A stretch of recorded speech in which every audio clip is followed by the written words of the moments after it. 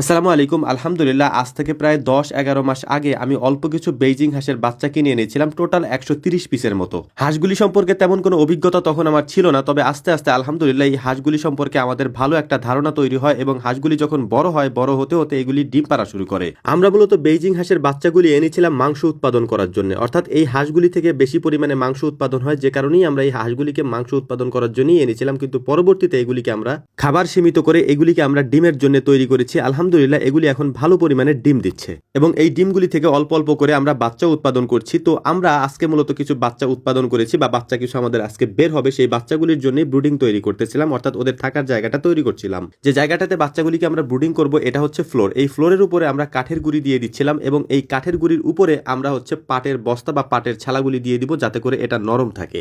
অনেকে কাগজ বা পেপার ব্যবহার করেন, তবে আমরা ব্রুডিং এর ক্ষেত্রে মুরগি, হাঁস এবং কোয়েল কোনোটার ক্ষেত্রেই এই কাগজ বা পেপার ব্যবহার করে থাকি না। আমরা মূলত এই পাটের ছালাটাই ব্যবহার করি, কারণ এটা অধিক পরিমাণে নরম থাকার কারণে অনেক বেশি সুবিধা এটা থেকে আমরা পাই। তো পাটের বস্তা বা পাটের ছালাগুলিকে এনে আমরা সুন্দর করে বিছিয়ে দিচ্ছিলাম। এগুলিকে কয়েকদিন পর পর ধুয়ে তারপর আমরা শুকাতে দেই, তারপর এটা দিয়ে আমরা কাজ করার চেষ্টা করি। তো আজকে এগুলিকে আমরা ধুয়ে শুকাতে দিয়েছিলাম এবং শুকিয়ে যাওয়ার পর এখানে দিয়ে দিচ্ছি আলহামদুলিল্লাহ। এর পাশাপাশি এখানে আমরা দুইটা লাইট ব্যবহার করব। যদিও হাঁসের বাচ্চার ক্ষেত্রে ব্রুডিং এ তেমন একটা সমস্যা হয় না এবং বেশি ঝামেলাও হয় না, বেশি লাইটের প্রয়োজন হয় না। খাবার এবং পানির পাত্রগুলো সুন্দর করে আমরা ধুয়ে পরিষ্কার করে নিচ্ছিলাম। এর পাশাপাশি এদেরকে আমরা যে খাবারগুলি দিব সেগুলি আমরা তৈরি করে ফেলেছি। এখন আগে আমরা এখানে বাচ্চাগুলি নিয়ে আসবো, তারপর মূলত ওদের খাবারটা রেডি করব। তো আলহামদুলিল্লাহ প্রায় 50টার মতো বাচ্চা এখানে আছে। তো আমরা যে ঘরটাতে ওদেরকে রাখবো ওই 50টা বাচ্চার জন্য ওই ঘরটা মোটামুটি ঠিক আছে, যদিও পরবর্তীতে এখানে এই 50টা বাচ্চা আটবে না, বড় হয়ে গেলে এখান থেকে আমরা ট্রান্সফার করে অন্য জায়গায় নিয়ে যাব।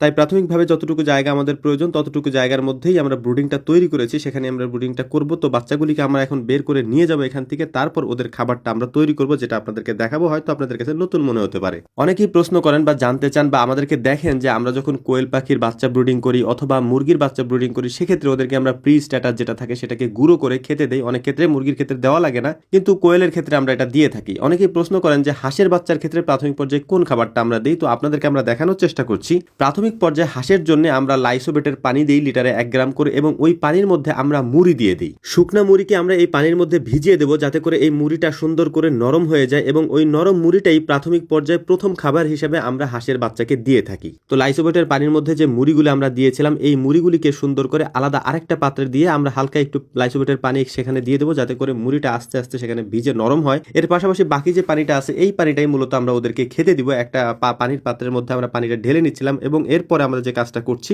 পানির পাত্রের মধ্যে শুকনো সুতি কাপড়গুলি আমরা দিয়ে দিচ্ছিলাম এইভাবে করে। এটা দেওয়ার কারণ হচ্ছে বাচ্চাগুলি যাতে ভিজে না যায়, কারণ এভাবে যদি আমরা ডাইরেক্ট পানি দিই তাহলে হচ্ছে যে এই বাচ্চাগুলি ভিজে যেতে পারে। এই কারণেই আমরা এই শুকনো সুতি কাপড়গুলো এটার মধ্যে দেই যাতে করে বাচ্চাগুলি না ভেজে। তো আলহামদুলিল্লাহ এই কাজটা আমাদের কমপ্লিট করা হয়ে গিয়েছে। তো প্রাথমিক পর্যায়ে আমরা হচ্ছে যে এই যে পাত্রগুলি আছে সেই পাত্রগুলিকে আমরা এখান দিয়ে সাজিয়ে রেখে দিয়েছি। এরপরে আলহামদুলিল্লাহ বাচ্চাগুলি আমরা ছেড়ে দিয়েছি। বাচ্চাগুলি ছাড়ার পর ওরা বেশ চঞ্চল বাচ্চা, কারণ হচ্ছে আমরা মেশিন থেকে বাচ্চাগুলি একেবারে ঝরঝরে করে তারপরে বের করি। এরপর আলহামদুলিল্লাহ আমরা ওদেরকে এই যে মুড়ি ভিজিয়ে রেখেছিলাম আমরা এটাই আমরা ওদেরকে দিয়ে দেবো যাতে করে ওদের প্রাথমিক পর্যায়ে প্রথম খাবারটা ওরা খেতে পারে। আপনারা দেখতেই পাচ্ছেন যে আলহামদুলিল্লাহ বেশ ভালোভাবে এটা খাচ্ছে। তো ভিডিও শেষ করার পূর্বে আপনাদেরকে কয়েকটা কথা বলে নেই, সেটা হচ্ছে যে আমি এমনি শারীরিকভাবে একটু অসুস্থ, মানে ঠান্ডার সমস্যার কারণে একটু অসুস্থ। তো আপনারা অনেকেই আমাদেরকে ফোন দেন, আমরা অনুরোধ করে বলেছিলাম বা এখনো বলছি আমাদেরকে কল দিলে রাত 9টা থেকে 10টা এই 1 ঘন্টায় দিয়েন, এর আগে পরে ভাই দিয়েন না, আমাদের জন্য একটু সমস্যা হয়। তো আশা করি বুঝতে পেরেছেন, আমাদের জন্য দোয়া করবেন। আসসালামু আলাইকুম রহমতুল্লাহ।